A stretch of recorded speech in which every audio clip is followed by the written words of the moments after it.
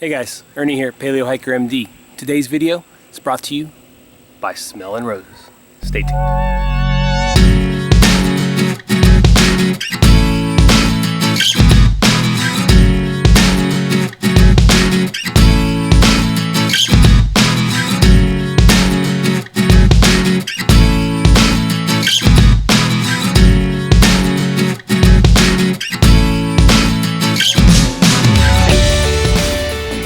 Alright guys, so my good buddy Rashid over at Smelling Roses, if y'all have not checked out his channel, look down below, I'll give you guys a link to his channel.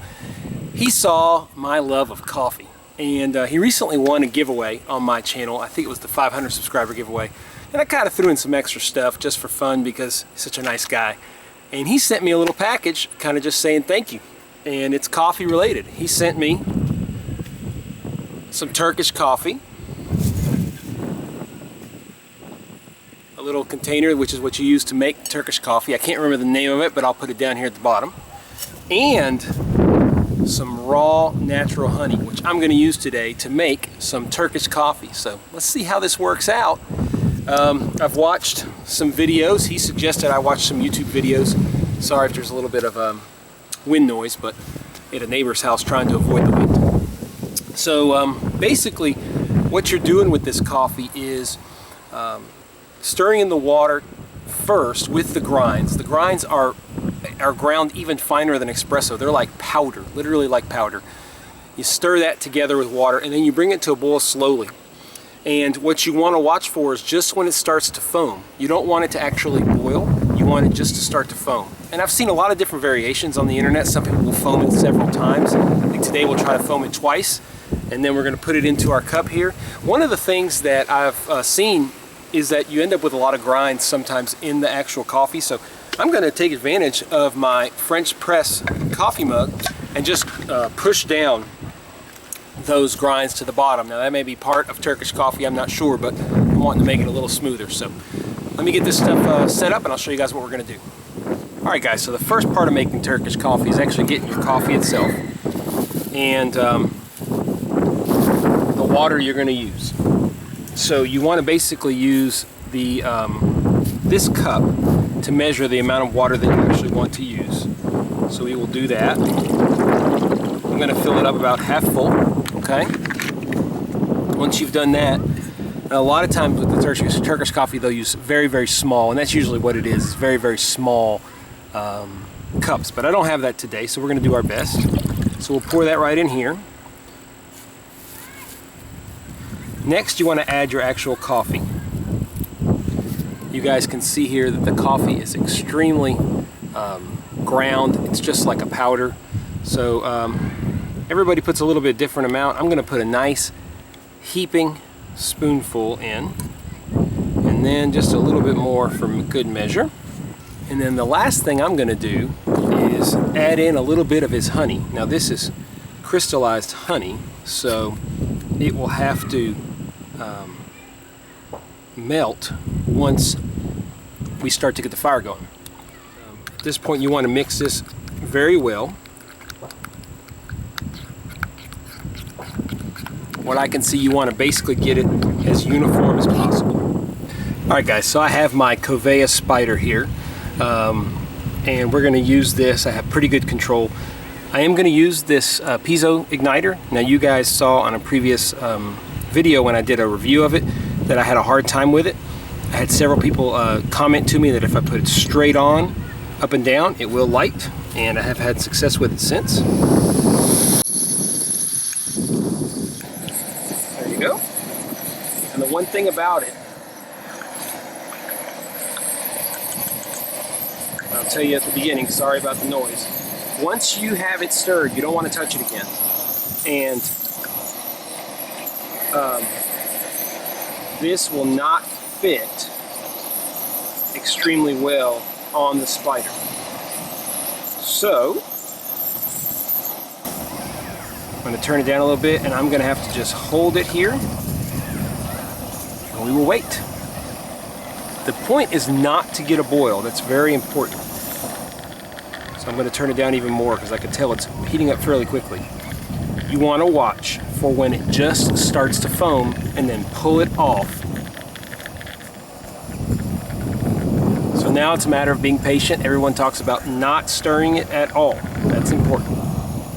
Now, like I said, I've seen several videos on the internet, and I don't know what it is that's the correct way. But it seems to me that multiple times, allowing it to foam at least twice, is fairly traditional for the traditional Turkish coffee as they make it there in Turkey. Very important you do not walk off with this, because it will go from looking fairly stable to boiling, and will boil over very quickly if you're not careful. I can feel it really starting to get some activity at the bottom. You guys will see in the corner there, it's just starting to bubble, and it's going to start to rise.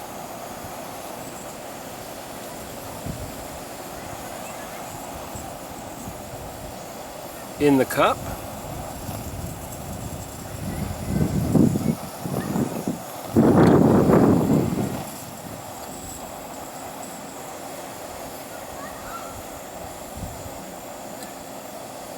There it comes, so we're going to pull it to the side.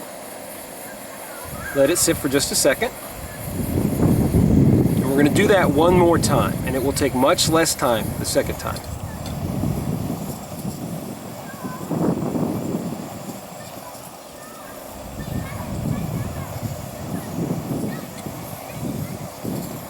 Alright, it's foamed up pretty nicely. Turn that off and get my cup. I'm going to pour it in. And many will just pour the top. Some will pour the whole thing. I'll pull most of it because I am going to use the French press, which will allow me to get rid of a lot of the grounds. We'll add my cream. Also helps cool it down nicely. This is the French press part of the mug. It slides right on the side. And just go very slowly.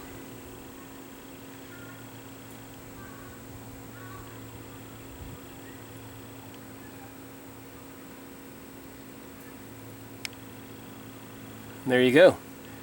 My version of Turkish coffee, I'm sure very unconventional. I'll turn this camera around and we'll try it out. Alright guys, so be completely honest with you guys, this is the first time that I make Turkish coffee with the stuff Rashid sent me. I did what he said. I investigated on the internet, watched YouTube, saw probably 10 or 12 different videos, and decided on a little bit of my own strategy to make it. The biggest difference that I used was, and I wasn't even going to do it till I kind of gather my stuff together, but I have this French press mug, and I figured the grinds are in there, so why don't I just use, most of the people just let the grinds settle to the bottom and then drink the top. So I figured, why not go ahead and just force the issue? So here we go.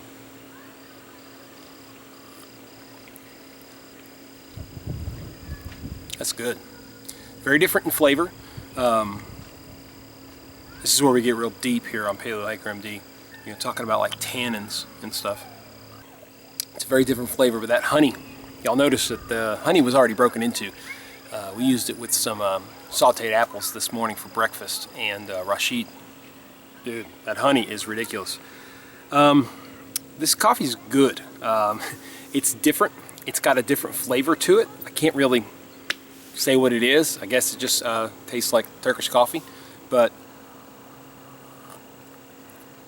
relatively mild in flavor, and very good. Really, really good. So, man, Rashid, I really appreciate it. Like I said, if you guys have not checked out Smelling Roses, he does tons of hiking in the Virginia area.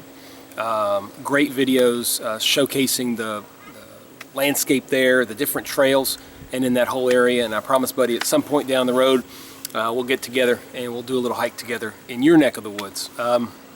Or hey, you want to come enjoy the piney forest of Louisiana. So I really appreciate his very kind gift.